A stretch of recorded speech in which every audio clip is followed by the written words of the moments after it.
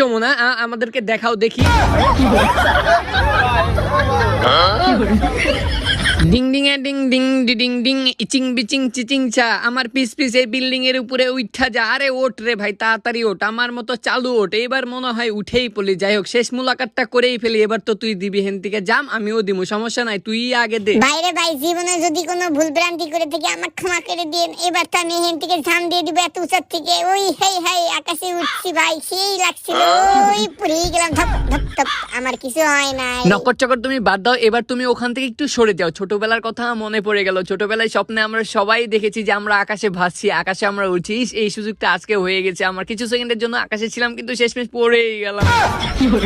আমরা একটু বাদের সাইডে এসে ভাই ব্রাদার একটু গল্প গুজব করছিলাম, হাসি মজা করছিলাম, অনেক ভালো লাগছিল। এই ছিল আমাদের বিনোদন মুহূর্ত কিছু সময় ভাই ব্রাদারের সঙ্গে। 2 দিন পর আমরা এই জায়গায় আসতে পারি না।